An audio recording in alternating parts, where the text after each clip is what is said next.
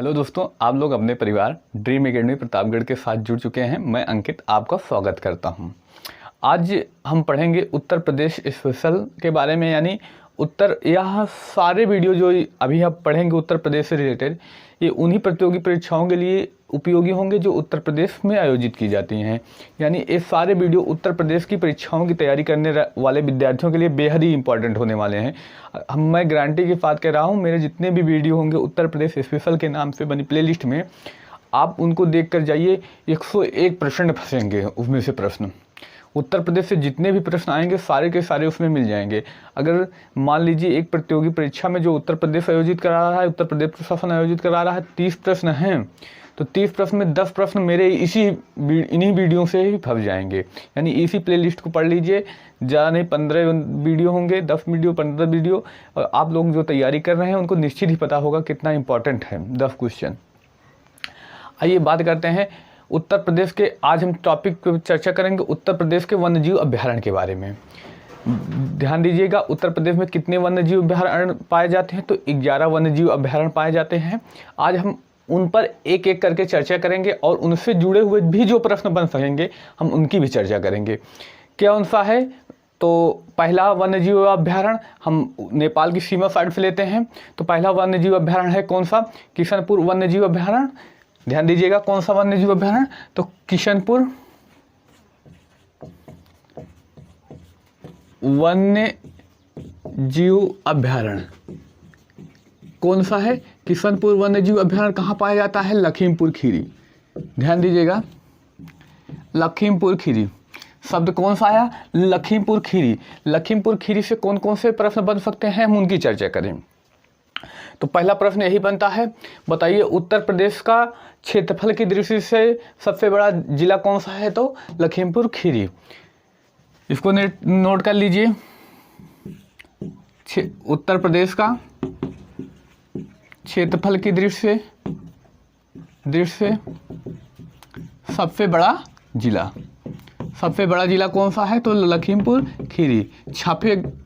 ध्यान दीजिएगा, जितने भी प्रश्न मैं इस वीडियो में बात करूंगा सारे के सारे पूछे गए और सारे के सारे फंसेंगे। न यकीन हो तो आप कोई भी जो भी आप एग्जाम की तैयारी कर रहे हैं उसके प्रीवियस ईयर के पेपर को उठाकर देखिए कितने प्रश्न यहाँ से आए हुए हैं। पहला कौन सा है? हमने बात की किशनपुर वन्यजीव अभ्यारण्य। कौन सा? लखीमपुर खीरी। तो लखीमपुर खीरी के बारे में, उत्तर प्रदेश का सबसे बड़ा जिला कौन सा है? लखीमपुर खीरी। और यहीं कहाँ? लखीमपुर खीरी में उत्तर प्रदेश का एकमात्र नेशनल पार्क कौन सा है? आप लोग कमेंट बताइए, तब तक हम और बिंदु पर चर्चा करते हैं। पलिया हवाई अड्डा। कौन सा हवाई अड्डा? तो पलिया हवाई अड्डा। पलिया हवाई अड्डा यह प्रश्न पूछा गया प्रश्न है। कहाँ पर पाया जाता है? तो खीरी में। लखीमपुर के किस क्षेत्र में? तो खीरी वाले क्षेत्र में कौन सा हवाई अड्डा पाया जाता है? तो पलिया हवाई अड्डा। और यहीं पर गोला गोकर्णनाथ मंदिर पाया जाता है। कौन सा? गोला गोकर्णनाथ मंदिर तो से प्रश्न नहीं पूछा जाता, लेकिन पूछा जाता है इन मंदिरों के आसपास एक मेला लगता है जिसे गोला गोकर्णनाथ मेला कहा जाता है। यह प्रश्न पूछा गया है। गोला गोकर्णनाथ मेला कहाँ लगता है? तो लखीमपुर खीरी में। कहाँ पर? गोला गोकर्णनाथ मंदिर के चारों ओर लगता है। यहीं पर केंद्रीय पशु प्रजनन केंद्र भी पाया जाता है, उसको भी नोट कर लें। कौन सा? केंद्रीय पशु प्रजनन फार्म। आप लोगों ने बता दिया होगा उत्तर प्रदेश का एकमात्र नेशनल पार्क कौन सा है? तो कौन सा है? तो दुधवा नेशनल पार्क। यहां पर लिख लें, उत्तर प्रदेश का एकमात्र नेशनल पार्क कौन सा है? तो दुधवा नेशनल पार्क। कौन सा है? तो दुधवा नेशनल पार्क। कहाँ पाया जाता है? तो इसी लखीमपुर खीरी में ही पाया जाता है। कौन सा नेशनल पार्क? तो दुधवा नेशनल पार्क। यानी इतने महत्वपूर्ण प्रश्न जो यहाँ से बनते हैं। और एक चीज़ ध्यान दीजिएगा, अभी सरकार द्वारा चलाई गई एक योजना है। कौन सी योजना? तो वन जिला वन उत्पाद। यानी एक जिले के लिए एक निश्चित ही उत्पाद को प्रोत्साहित किया जाएगा ताकि वहाँ के लोग उस वस्तु को खरीदें। जैसे हम एग्जाम्पल समझते हैं, जैसे अगर मुझे या किसी विद्यार्थी को जॉब मिल जाती है, एक विद्यार्थी है जिसको जॉब मिल जाती है, अगर वह बनारस में उसकी पोस्टिंग हुई तो क्या होगा? जब मैं पहली सैलरी पाऊंगा तो मैं बनारस की साड़ी ले आऊँगा अपनी माँ के लिए, अपनी बहन के लिए, अपनी वाइफ के लिए क्या करूँगा, एक बनारसी साड़ी ले आऊँगा। क्यों? क्योंकि वहाँ की बनारस की साड़ियाँ फेमस है। इसलिए सरकार ने यह सोचा कि हर ज़िले का एक अच्छा उत्पाद होगा, जहाँ फेमस होगा तो वहाँ के जो स्थानीय कारीगर होंगे उनको इसका लाभ मिलेगा, यानी वो चीज़ें ज़्यादा बिक्री में आएंगी। तो यहाँ की जो है ये जनजातीय क्षेत्र है, तो जनजातियों की शिल्पकारी, जनजातीय जो शिल्प कला बनाते हैं उन सबको फेमस करने के लिए यहाँ पर कदम उठाया गया है। कहाँ का वन जिला वन उत्पाद के तहत क्या चुना गया, तो जनजातीय शिल्पकारी कहाँ का, लखीमपुर खीरी का। हमने पहले की चर्चा कर ली, किशनपुर वन्यजीव अभ्यारण्य क्या है, लखीमपुर खीरी। उत्तर प्रदेश का क्षेत्रफल में सबसे बड़ा जिला कौन सा है, लखीमपुर खीरी। पलिया हवाई अड्डा कहाँ पाया जाता है, तो खीरी में पाया जाता है। गोला गोकर्णनाथ मंदिर यहीं पर पाया जाता है जहाँ मेला लगता है, यह मेला फेमस है। गोला गोकर्णनाथ मेला कहाँ लगता है, तो पूछा जाएगा तो लखीमपुर खीरी में लगता है। और उसके बाद केंद्रीय प्रजनन पशु फार्म भी यहीं पर पाया जाता है। और अगर पूछ लिया जाए कब लगता है, तो मकर संक्रांति के दिन लगता है। कब लगता है मेला, मकर संक्रांति। इसको भी नोट कर लीजिए। इतने इंपॉर्टेंट प्रश्न जो लखीमपुर खीरी से बन सकते थे। अब इसको याद करने के लिए ट्रिक क्या है, देखिए यहाँ पर, ये तुम हो, अरे तुम्हारी सोना बाबू, क्या होगा, तुमने इसको देखकर क्या कहा कि अरे हाय तुम्हारी अदाएं तो मुझे किल कर जाएंगी। किल से यानी, किल से किशनपुर वन्यजीव अभ्यारण्य, ला से लखीमपुर खीरी।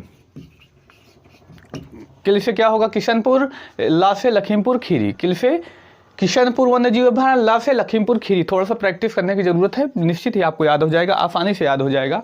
आगे बात करते हैं दूसरा कौन सा है, तो दूसरे की बात कर लें। तब तक आप लोग बताइए कि कहाँ पर है कतरनिया घाट वन्यजीव अभ्यारण्य, कौन सा, तो कतरनिया घाट वन्यजीव अभ्यारण्य बताइए। और थोड़ा सा जल्दी कीजिए। अगर पूछा जाए लखीमपुर खीरी वाला कब बना, तो 1972, इसको नोट कर दीजिएगा। अगला कौन सा है, कतरनिया घाट वन्यजीव अभ्यारण्य, यानी अब चर्चा करेंगे किसके बारे में, कतरनिया घाट वन्यजीव अभ्यारण्य के बारे में।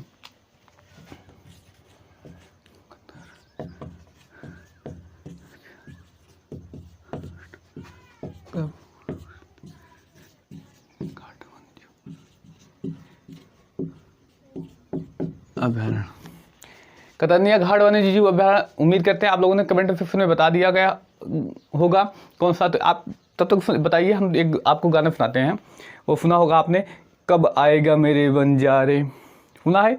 जिन्होंने सुना है तो कमेंट सेक्शन में बता दीजिए। देखिए यहाँ पर हमने इस गाने की क्यों चर्चा की, यहाँ एक शब्द आता है कब। कब, का से क्या हो जाएगा, ध्यान दीजिए यहाँ पर, का से कतरनिया घाट वन्यजीव अभ्यारण्य, बा से क्या हो जाएगा, बहराइच। कहाँ पर पाया जाता है, तो बहराइच में पाया जाता है, बहराइच। कब बना, या प्रश्न पूछ लिया जाए, कतरनिया घाट 1986 में बनता है। कब, 1986। कहाँ पाया जाता है, तो बहराइच। कहाँ पाया जाता है, तो बहराइच। तो कब से कतरनिया घाट वन्यजीव अभ्यारण्य, बा से बहराइच। कतरनिया घाट वन्यजीव अभ्यारण्य कहाँ पर पाया जाता है, तो बहराइच में पाया जाता है। तो और इसके जुड़े हुए जो प्रश्न बन सकते हैं हम उनकी चर्चा कर लें। तो यहाँ पर 2 झीलें पाई जाती हैं, पयाग या चितौरा झील, पयाग या चितौरा झील। अब हमने इसको क्यों नोट किया, क्योंकि चितौरा झील अभी हाल ही में चर्चा में रही। जब 2020 के टाइम में कोविड लगा था, लगभग समाप्ति की ओर था, तब यही चितौरा झील के पास माननीय प्रधानमंत्री मोदी जी ने क्या किया, तो यहाँ पर वर्चुअल मीटिंग के दौरान, यानी इलेक्ट्रॉनिक मीटिंग, यानी क्या कहते हैं, एक जगह बैठकर वर्चुअल मीटिंग की, और उसके दौरान यहाँ पर राजा सुहेलदेव, कौन सा, तो राजा सुहेलदेव का मूर्ति की उद्घाटन किया। कौन से, यही राजा सुहेलदेव की मूर्ति का ऑनलाइन तरीके से अनावरण किया। कहाँ पर? चितौरा झील के पास। तो याद रखिएगा ये चितौरा झील अभी हाल ही में चर्चा में रही, अभी यहाँ पर योगी ने भी दौरा किया, तो इसलिए यह चर्चा का विषय भी रहा। तो याद रखिएगा ये प्रश्न के लिए बेहद ही इंपॉर्टेंट बन जाता है। कौन सी झील? बहराइच में कौन सी पाई जाती है? चितौरा झील। कि राजा सुहेल देव का स्मारक कहाँ पर या मूर्ति का अनावरण कहाँ पर किया गया? तो चितौरा झील के पास। कहाँ है? तो बहराइच में है। किसने किया? तो नरेंद्र मोदी ने किया। तो आइए, और यहाँ पर एक मेला लगता है सैयद सलार मेला। कौन सा मेला? तो सैयद सलार मेला। कौन सा मेला? सैयद सलार मेला, जो फेमस है यहाँ का। तो सैयद सलार मेला पूछा जाए प्रश्न, कहाँ प्रश्न यहाँ पे बन जाएगा, सैयद सलार मेला कहाँ लगता है? तो सैयद सलार मेला कहाँ लगता है? बहराइच में लगता है। अब यहाँ से बेहद ही इम्पोर्टेंट, वन जिला वन उत्पाद। वन जिला वन उत्पाद, ये बेहद ही इम्पॉर्टेंट है। देखिए यहाँ पर क्या है, आपने एक फसल का नाम सुना होगा, गेहूं।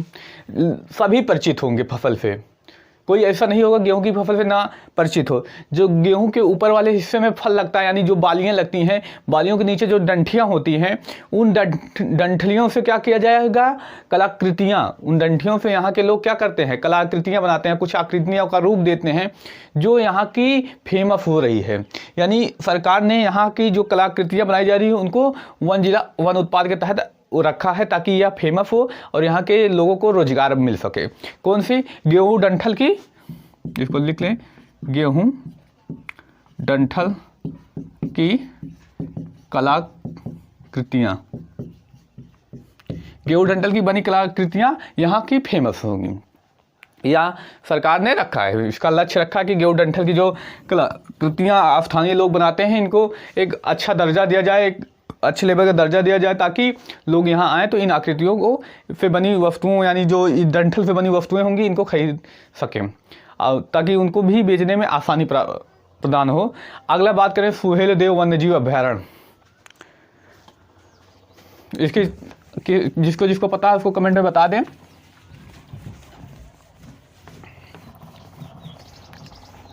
कौन सा है? तो सुहेल देव वन्यजीव अभ्यारण्य।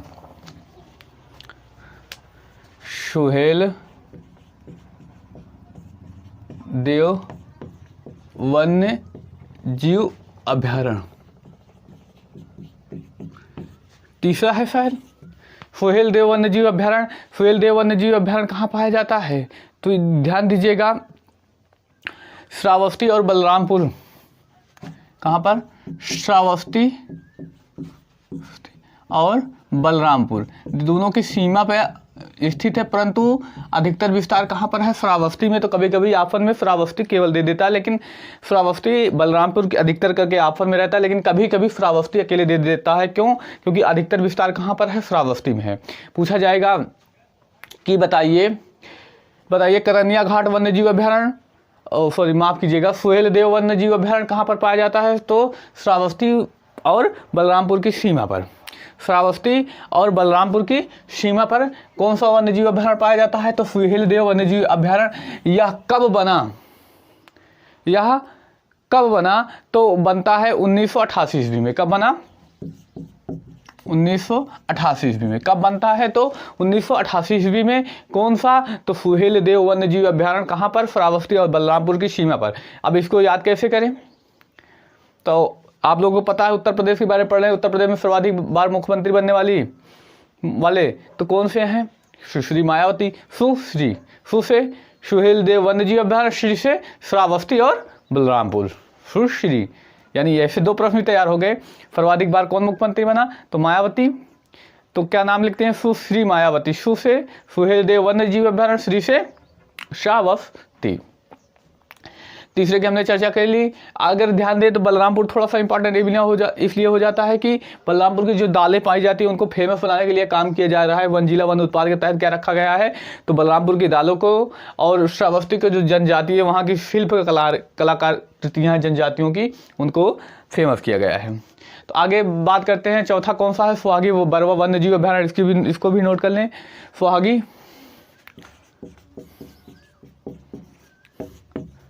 बरवा वन्य जीव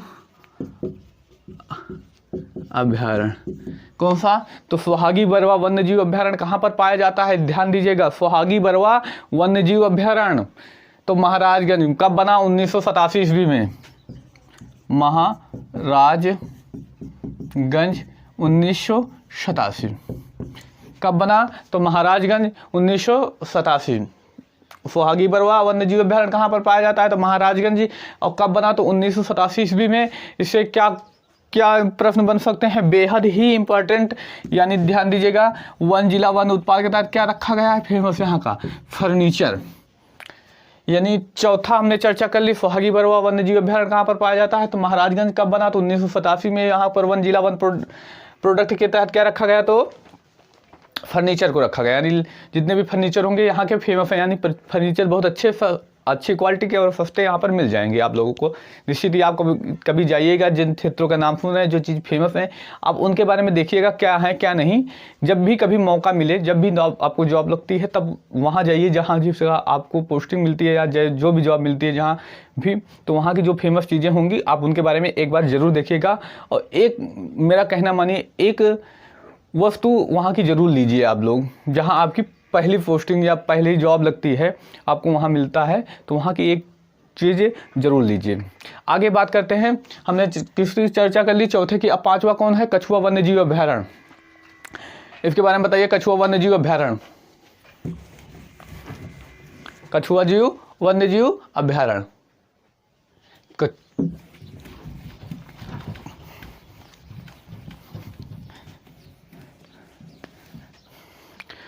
अगला कौन सा है? तो अगला है कौन सा? तो कछुआ वन्य जीव अभ्यारण्य। कछुआ वन्य जीव अभ्यारण्य कब बनता है? तो 1987। कहाँ? तो वाराणसी। कहाँ बनता है? तो वाराणसी। ध्यान दीजिएगा, कौन सा है? कब बनता है कछुआ वन्य जीव अभ्यारण्य? तो 1987 में। कहाँ बनता है? तो वाराणसी में। वाराणसी में पूछा जाए, बताइए उत्तर प्रदेश का सबसे नया वन्य जीव अभ्यारण्य कौन सा है? तो कौन सा है? तो यही है, उत्तर प्रदेश का सबसे नया वन्य जीव अभ्यारण्य। पूछा जाए उत्तर प्रदेश का सबसे नया वन्य जीव अभ्यारण्य कौन सा है? तो कछुआ वन्य जीव अभ्यारण्य कौन सा है? तो उत्तर प्रदेश का सबसे नया वन्य जीव अभ्यारण्य कछुआ वन्य जीव अभ्यारण्य। और क्या क्या यहाँ पे पूछा जा सकता है प्रश्न? इस तो याद रखिएगा, यहाँ पर कुछ फेमस त्यौहार और कुछ मेलाएं हैं। कौन सा है? नककटैया मेला। पूछा जाए नककटैया मेला कहाँ लगता है? तो बनारस में। कहाँ? तो नककटैया मेला कहाँ पर? बनारस में। और कौन सा? रथ यात्रा। रथ यात्रा। और कौन सा? देव दीपावली। देव दीपावली कहाँ का फेमस है? त्यौहार है या कह सकते हैं मेला है। तो ये मेला हुआ यहाँ का फेमस त्यौहार। कौन से? रथ यात्रा, देव दीपावली। और मेला कौन सा है? नककटैया मेला यहाँ का, यानी कहाँ? वाराणसी का। और यहाँ ही पर ध्यान दीजिएगा, बुद्ध महोत्सव मनाया जाता है। बुद्ध महोत्सव कहाँ मनाया जाता होगा? आप लोग बताइए, किसको किसको अंदाजा लगा सकते हैं? तो सारनाथ। सारनाथ कहाँ पड़ता है? वाराणसी के ही पास पड़ता है, वाराणसी में ही लगता है। तो सारनाथ, वहाँ पर बनाया जाता है क्या? बुद्ध महोत्सव। तो ध्यान दीजिए थोड़ा सा, अगर पूछ लिया जाए महात्मा बुद्ध की सबसे ऊंची प्रतिमा कहाँ पर है? पूरे विश्व की सबसे ऊंची प्रतिमा केवल महात्मा बुद्ध की बात की जा रही है। महात्मा बुद्ध की कहाँ पर है? तो यहीं पर है। कहाँ? सारनाथ में। हमने चर्चा कर ली पांचवें वन्य जीव अभ्यारण्य कौन? कछुआ वन्य जीव अभ्यारण्य। और छठवां कौन सा है? तो चंद्रप्रभा वन्य जीव अभ्यारण्य। चंद्रप्रभा से चंदौली। चंद्रप्रभा, चंदौली।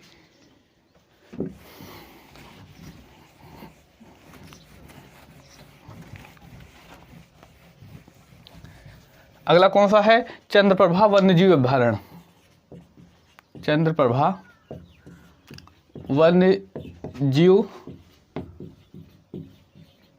अभ्यारण्य कहाँ पड़ता है? तो चंदौली। ध्यान दीजिएगा, चंद्रप्रभा वन्य जीव अभ्यारण्य, चंद्रप्रभा चंदौली, चंद्रप्रभा चंदौली। चंद्रप्रभा वन्य जीव अभ्यारण्य कहाँ पड़ता है? तो चंदौली में। कब बनता है? तो ध्यान दीजिएगा 1957 में। कब बनता है? तो 1957 में। और 1957 में बना, अभी तक जब जितने भी आपने सुने इससे पहले इसके बाद ही सारे बने। यानी सबसे पुराना पूछ लिया जाए, सबसे पुराना कौन सा है? उत्तर प्रदेश का। ध्यान दीजिएगा, इसको लिख देने ही तो पता लगे भारत का पूछ लिया जाए तो गड़बड़ कर जाए। उत्तर प्रदेश का सबसे पुराना, उत्तर प्रदेश का सबसे पुराना वन्य जीव अभयारण्य कौन सा है? तो चंद्रप्रभा चंदौली। कौन सा है? तो चंद्रप्रभा चंदौली उत्तर प्रदेश का। आगे बात करते हैं, चंद्रप्रभा वन्य जीव अभयारण्य कहाँ पाया जाता है? तो चंदौली का बना 1957 में। उत्तर प्रदेश का सबसे पुराना वन्य जीव अभयारण्य कौन सा है? तो चंद्रप्रभा वन्य जीव अभयारण्य कहाँ पर है? तो चंदौली। और यहीं पर दो प्रश्न बनते हैं बेहद ही इंपॉर्टेंट। एक है नौगढ़, नौगढ़ और धामपुर शहीद स्मारक, इधर लिख दें, नौगढ़ और धामपुर कौन? और धामपुर शहीद स्मारक कहाँ पर है? तो यही चंदौली में है। या बेहद ही इंपॉर्टेंट है, नौगढ़ और धामपुर शहीद स्मारक कहाँ पर पड़ता है? तो ध्यान दीजिएगा, नौगढ़ और धामपुर शहीद स्मारक कहाँ पड़ता है? तो चंदौली में ही पड़ता है। आगे एक प्रश्न और इंपॉर्टेंट बनता है, उत्तर प्रदेश के धान का कटोरा, उत्तर प्रदेश के धान का कटोरा, उत्तर प्रदेश के धान का कटोरा किसे कहते हैं? तो चंदौली को कहा जाता है। चंदौली से जो भी प्रश्न बन सकते हैं हमने उससे चर्चा कर ली। आगे बात करते हैं अगले वन्य जीव अभयारण्य के बारे में, कैमूर वन्य जीव अभयारण्य।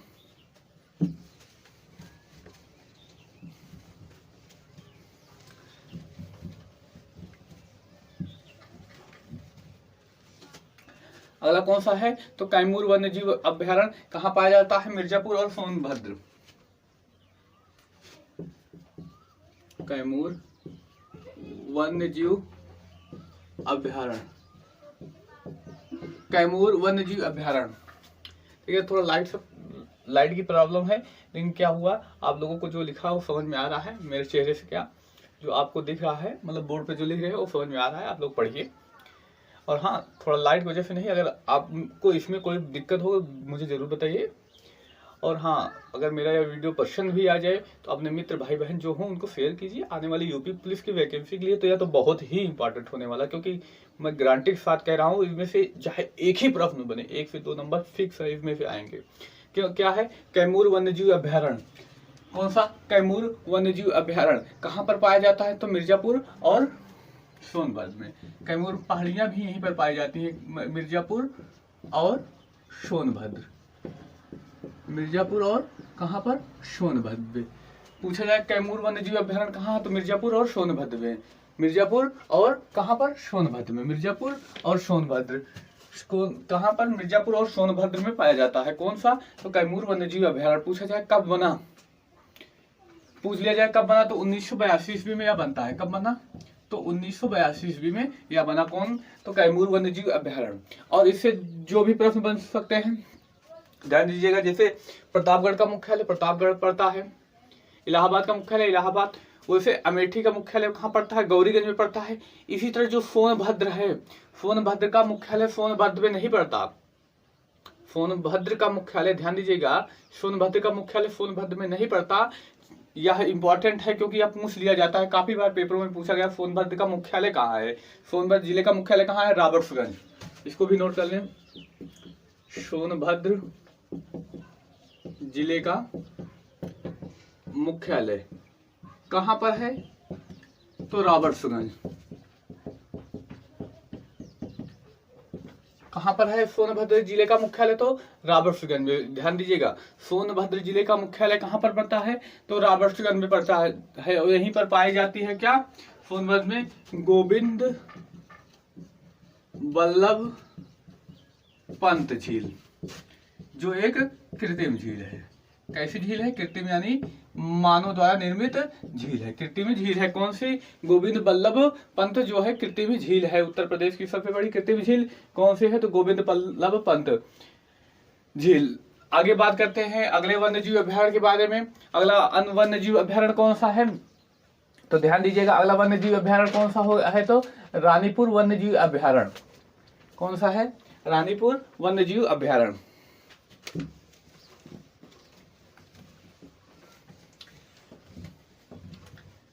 कौन सा है? ध्यान दीजिए, तो रानीपुर वन्यजीव अभ्यारण्य, आइए चर्चा करते हैं। रानीपुर वन्यजीव अभ्यारण्य कहाँ पाया जाता है? रानीपुर वन्यजीव अभ्यारण्य कहाँ पाया जाएगा? तो चित्रकूट में। रानी का चित्र कौन सा? तो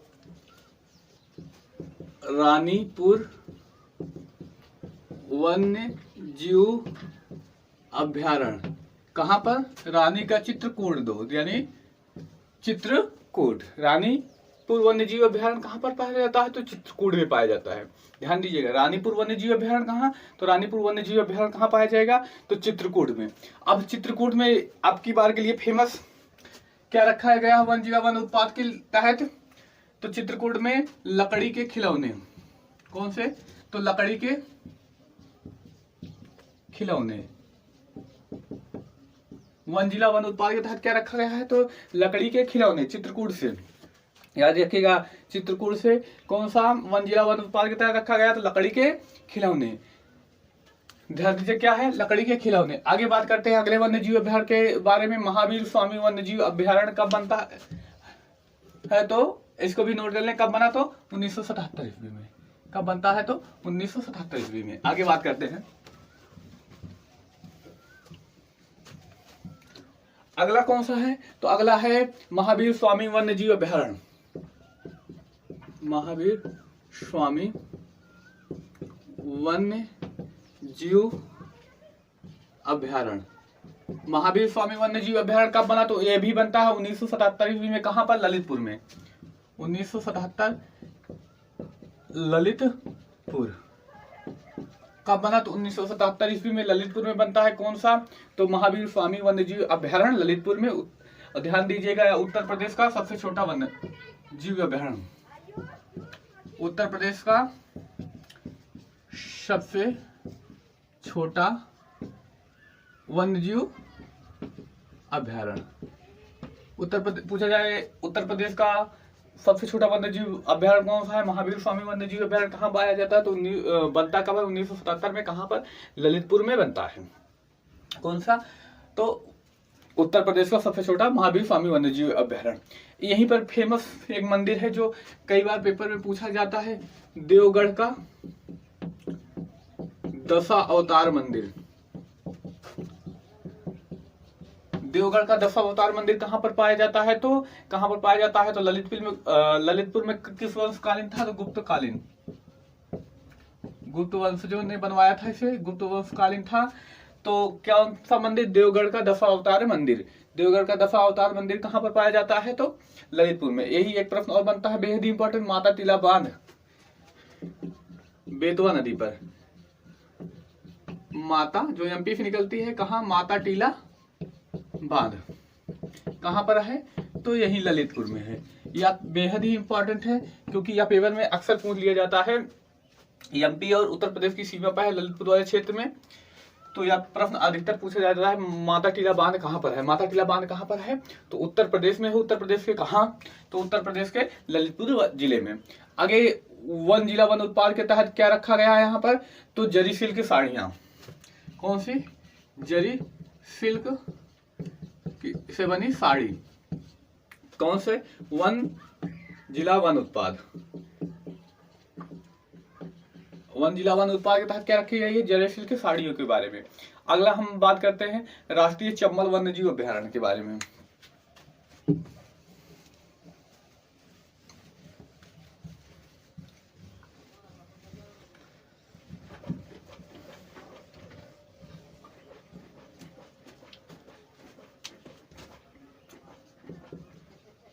राष्ट्रीय चंबल वन्य जीव अभ्यारण्य। राष्ट्रीय चंबल वन्य जीव अभ्यारण्य की चर्चा करें। राष्ट्रीय चंबल वन्य जीव अभ्यारण्य कब बनता है? 1979 ईस्वी। कौन? तो राष्ट्रीय चंबल वन्य जीव अभ्यारण्य कब बनता है? 1979 ईस्वी में। कहाँ बनता है? तो ध्यान दीजिएगा, 3 जिले में स्थित है। कौन सा? तो आगरा, इटावा और औरैया। कहाँ पर? आगरा, इटावा, औरैया। आगरा में ही ताज महोत्सव ही मनाया जाता है। कौन सा महोत्सव? ताज महोत्सव पूछ लिया जाए तो ताजनगरी कौन सी? तो आगरा में ही मनाया जाता है। आगे बात करते हैं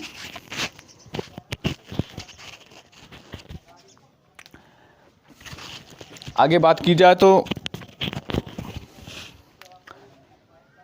आगरा इटावा में पाया जाता है। आगरा में क्या बनाया जाता है? ताज महोत्सव। ताज महोत्सव यानी ताजमहल की नगरी। एक फेमस चीज़ पूछा जाता है, कीमठ ताल। कीमठ ताल, कीमठ ताल कहाँ पाई जाती है? तो ध्यान दीजिएगा, आगरा में ही। कहाँ पर? कीमठ ताल तो आगरा। कीमठ ताल कहाँ पाई जाती है? तो आगरा में ही पाई जाती है। कौन सी ताल? तो कीमठ ताल। ध्यान दीजिएगा, कीमठ ताल पूछ लिया जाए कहाँ पाया जाता है? तो आगरा में पाई जाती है। कौन सा? कीमठ ताल। और एक प्रश्न और पूछा जाता है, बटेश्वर मेला। कौन सा मेला? तो बटेश्वर मेला यहीं पर लगता है। कहाँ? बटेश्वर मेला। बटेश्वर मेला कहाँ लगेगा? तो इसी आगरा में। ध्यान दीजिएगा, बटेश्वर एक क्या है? पशु मेला है। कहाँ लगता है? तो आगरा में। फेमस मेला है, याद रखिएगा। पूछा गया प्रश्न, ये प्रश्न बहुत पूछा जाता है। बटेश्वर मेला कहाँ का फेमस मेला है? तो आगरा का फेमस मेला कौन सा है? बटेश्वर, जो क्या है? पशु मेला। ताज महोत्सव भी यहीं पर मनाया जाएगा, ये निश्चित ही आप लोग पता चल जाएगा। ताज नगरी आगरा में मनाया जाएगा। कौन सा? ताज महोत्सव। आगे बात करते हैं, यही एक महोत्सव मनाया जाता है, सुलह कुल महोत्सव। महोत्सव या महोत्सव क्या दर्शाता है? तो हिंदू मुस्लिम की एकता। क्या दर्शाता है? तो हिंदू मुस्लिम की एकता। सुलह महोत्सव क्या दर्शाता है? तो हिंदू और मुस्लिम की एकता को दर्शाता है। कहाँ मनाया जाता है? तो यहीं, यानी यहाँ का कहाँ? तो आगरा में। एक बेहद ही इम्पोर्टेंट, यहाँ पर सब गलती करेंगे। माफ़ कीजिएगा, राम बारात उत्सव। कौन सा? राम बारात उत्सव। अगर ये प्रश्न पूछ लिया जाए, सब अयोध्या में जाएंगे, सब अयोध्या लगा कर आएंगे। लेकिन मैं गारंटी साथ कह सकता हूँ 100 में से 99 लोग अयोध्या ही लगा के आएंगे। परंतु राम बारात उत्सव कहाँ मनाया जाता है? आगरा या यूपी में छपने वाला प्रश्न। क्यों? क्योंकि अयोध्या चर्चा का विषय है और यह प्रश्न पूछेगा तो सभी गलती करेंगे। कहाँ लगा के आएंगे? तो अयोध्या। तो राम बारात उत्सव कहाँ मनाया जाता है? तो आगरा। कहाँ पर मनाया जाता है? तो आगरा। आगे बात करते हैं, और एक प्रश्न पूछा जाता है, सैफई उत्सव कहाँ मनाया जाता है? इटावा। कौन सा उत्सव? सैफई उत्सव। सैफई उत्सव कहाँ मनाया जाएगा? तो आगरा में मनाया जाएगा। कौन सा उत्सव? तो सैफई उत्सव। आगे बात करें जाए, अंतिम वन्यजीव अभ्यारण्य, जो सबसे बड़ा वन्यजीव अभ्यारण्य है उत्तर प्रदेश का, सबसे बड़ा वन्यजीव अभ्यारण्य वही है। आइए उसको नोट करते हैं।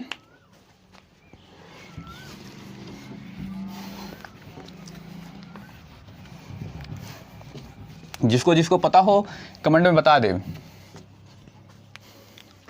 कहाँ पर पड़ता है। हस्तिनापुर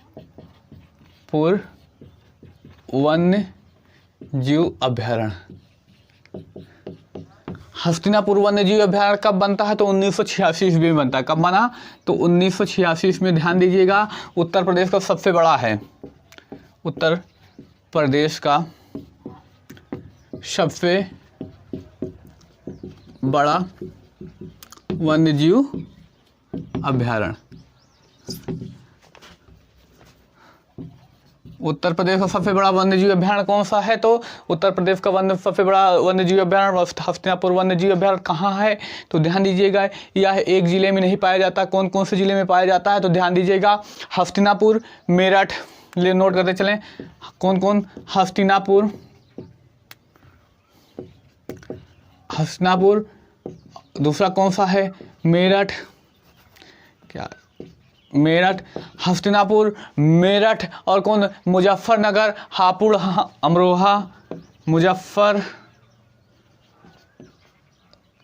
नगर, हापुड़, अमरोहा। कौन सा? मुजफ्फरनगर, हापुड़ और अमरोहा। एक अंतिम, बिजनौर। बिजनौर इन क्षेत्रों में पाया जाता है। यानी यहाँ दिख नहीं रहा है तो इधर लिख देते हैं, बिजनौर इन क्षेत्रों में पाया जाता है। अब हमने चर्चा कर ली उत्तर प्रदेश के प्रमुख वन्यजीव अभ्यारण्य कौन कौन से हैं, कहाँ कहाँ हैं, इन सब की चर्चा कर ली। अगर उम्मीद करते हैं अगर आप को यह वीडियो पसंद आया होगा तो मेरे वीडियो को ज़रूर से ज़रूर शेयर करेंगे। आप लोग को निश्चित ही पसंद आया होगा यह वीडियो। इसमें दी गई जानकारी तो समझ में आई होंगी, हो सकता हो लाइट की वजह से थोड़ा बहुत प्रॉब्लम हुई हो, लेकिन मैं गारंटी के साथ कह रहा हूँ कि आप लोगों को यह वीडियो समझ में आया है, और समझ में आ गया है तो अपने मित्र भाई बहन जो भी हों उनमें शेयर कर दीजिए, कंजूसी मत कीजिए। मिलते हैं एक नए क्लास के में एक नए टॉपिक के साथ। धन्यवाद।